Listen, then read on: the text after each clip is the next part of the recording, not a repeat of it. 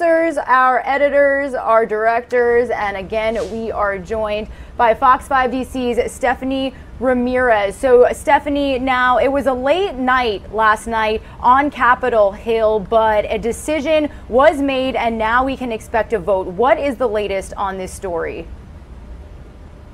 Sure. Well, there was a little bit of a holdup there, an important one, and that last major holdup had to do with a fight over the Federal Reserve's emergency spending powers. So last March, when the CARES Act was passed, the Federal Reserve was granted the power to develop some special programs. We know they were giving loans to smaller businesses, smaller loans, and also buying grants to help local and state governments. Well, Senator Pat Toomey, with Republican leadership support, was trying to limit that power, and Democrats in response were accusing him of trying to tie the hands of President-elect Joe Biden, who would be coming in and potentially dealing with an economic crisis. So they did come to a compromise last night, the president tweeting about it a little after midnight. And with that compromise, that means that Congress members will be able to move forward and potentially vote today on a $900 billion coronavirus relief stimulus bill here.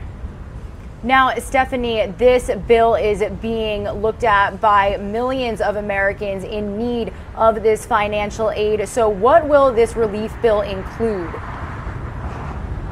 Sure, and definitely a need. I can tell you here in the D.C. area, our region's leaders have already announced plans to ban indoor dining again. So a lot of business owners and families in need for this. So what Americans could be looking at here, according to officials, is an extra $300 a week in job loss benefits, $600 here in direct relief payments to individuals. We know businesses, the vaccine operation, renters, schools, even the Postal Service could be looking at support with this relief bill as well. And also something interesting to note, this relief bill is going to be attached to other 2020 business. We're told this also includes a $1.4 trillion government spending bill, so some lawmakers could only get a few hours to review it all before potentially voting on it Sunday, and it's likely that the Senate will be able to vote on this come Monday. Regina?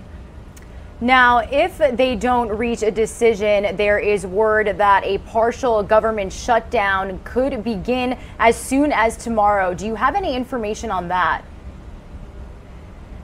We're all eyes to see what's going to happen today, waiting for the announcements to come through today. So a lot of it will depend on what the Congress members, especially Senate leaders, announce today in terms of whether or not they'll be able to move forward with voting.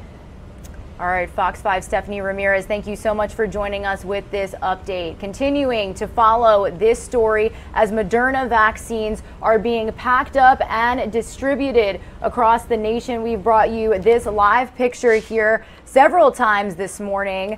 You can see the Moderna vaccines being packed up and shipped, getting ready to be loaded into those trucks.